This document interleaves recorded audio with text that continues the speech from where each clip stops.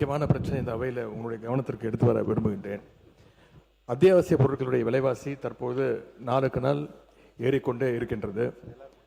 அரிசி, பருப்பு, எண்ணெய், சர்க்கரை என்ற எந்த பொருளை எடுத்தாலும் கடந்த 3 மாதங்களில் விலை பல மடங்கு உயர்ந்திருக்கின்றது. ஏழை எளிய நடுத்தர வர்க்க பொதுமக்கள் மிகவும் அவதிக்குள்ளாக இருக்கின்றார்கள். குறிப்பாக இந்த அரசு அமைஞ்சதிலிருந்து அத்தியாவசிய பொருட்களுடைய விலை கடுமையாக உயர்ந்திருக்கிறது. மே மாதம் 1 கிலோ அரிசி 55 ரூபாய்க்கு விற்பனையானது, இன்னைக்கு 75 ரூபாய்.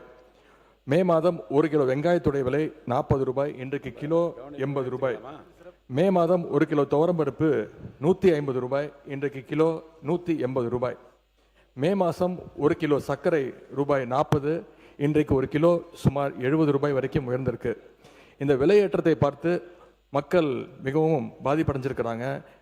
மளிகை கடை பக்கம் போகிறதையே குறைச்சிட்டு இருக்காங்கன்னு செய்திகள் வந்துட்டு இருக்கு.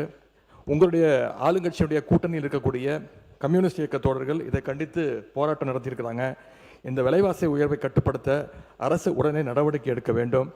உதாரணத்துக்கு 2007ஆம் ஆண்டு தேசிய அளவில் கடுமையான விலைவாசி உயர்வு ஏற்பட்டது.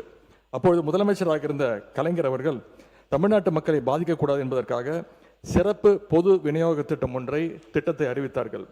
அந்த திட்டத்தின் கீழ் ரேஷன் கடைகள் மூலமாக பருப்பு, எண்ணெய், ரவா, மைதா உள்ளிட்ட பொருட்களை சந்தை விலையை விட குறைவான விலைக்கு அன்றைக்கு மக்களுக்கு வழங்கினார்கள். அது மட்டும் இல்லை, கடுகு, சீரகம், வெந்தயம் உள்ளிட்ட 10 மளிகை பொருட்களை 50 ரூபாய்க்கு வழங்கினார்கள். கலைஞர் அவர்கள் 2007 தொடங்கி வைத்த அந்த சிறப்பு பொது விநியோக திட்டம் தற்போது வரை நடைபெற்று வருகிறது. ரேஷன் கடைகள் மூலமாக சர்க்கரை மற்றும் அத்தியாவசிய பொருட்களை தற்போது வழங்கப்படுகின்ற அளவை விட இன்னும் கூடுதல் அளவு வழங்கிட இந்த அரசு ஆவணம் செய்ய வேண்டும் என்று உங்கள் மூலமாக கேட்டுக்கொண்டு, முக்கியமாக முதலமைச்சர் தலைமையில் நிதி, உணவு, கூட்டுறவு உள்ளிட்ட துறைகளுடைய அமைச்சர்கள், அதிகாரிகள் பங்கேற்கின்ற வகையில் ஒரு சிறப்பு ஆலோசனை கூட்டம் ஒன்றை நடத்தி விலைவாசி உயர்வு பிரச்சனைக்கு இந்த அரசு உடனடியாக ஒரு நல்ல தீர்வு காண வேண்டும் என்று இந்த அவையின் கவனத்தை ஈர்த்து அமைகின்றேன்.